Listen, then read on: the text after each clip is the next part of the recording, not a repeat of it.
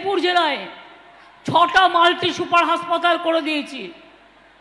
মেদিনীপুরে মনে রাখবেন, মেডিকেল কলেজ থেকে শুরু করে মাল্টি সুপার হসপিটাল থেকে শুরু করে কপালেশ্বর কেলেঘাই প্রত্যেক দিন মানুষ ভুইয়া চিৎকার করতো, আমি দেখতাম।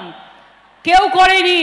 ওটা 700 কোটি টাকার পরিকল্পনা অলরেডি কমপ্লিট হয়ে গেছে। কান্দি মাস্টার প্ল্যান হয়ে গেছে।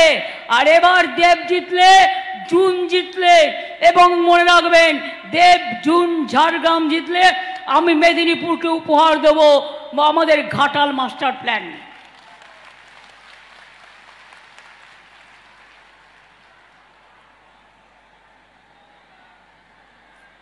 আমরা সেলফ হেল্প গ্রুপে যারা কাজ করে অনেক সময় মেলায় টেলায় তারা যান, কিন্তু সারা বছর তাদের বিক্রি বাটা হয় না।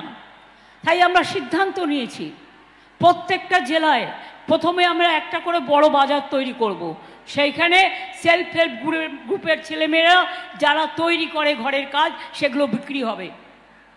তারপরে সাব ডিভিশন করব, তারপর ব্লক লেভেল করব।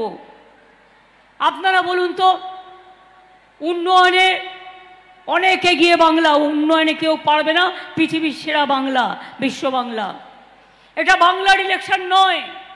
বাংলার ইলেকশন হলে আমি কৈফিয়ত দিতাম দাঁড়িয়ে দাঁড়িয়ে, এখনও দিলে আমার রামায়ণ, মহাভারত, কোরআন, বাইবেল শেষ হয়ে যাবে, তা আমার কাহিনী ফুরবে না।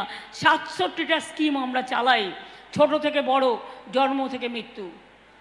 কিন্তু বিজেপি ভোট চাইবার আগে আমার 5টা প্রশ্ন থাকবে।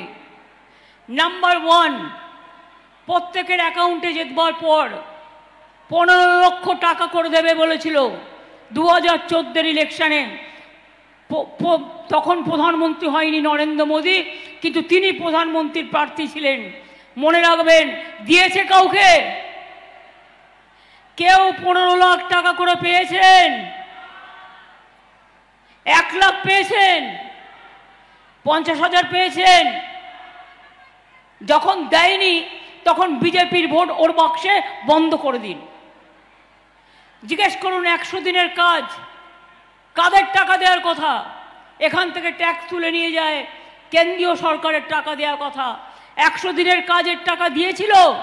3 বছর দেয়নি। 100 দিনের কাজের টাকা আমরা দিয়েছি, তাই বিজেপিকে একটাও ভোট নয়। মনে রাখবেন, 100 দিনের কাজ যাতে সেন্ট্রালের কাছে আমরা ক্ষমা চাইব না, মাথা নত করব না। কোনো দুর্নীতি নেই, মিথ্যে কথা, এটা বিজেপির প্ল্যান। ওরা দাঙ্গা তৈরি করে সবাইকে চোর বলে, আর নিজেরা জগৎ বিখ্যাত চোর। সারা পৃথিবী বলছে লজ্জা, লজ্জা, লজ্জা।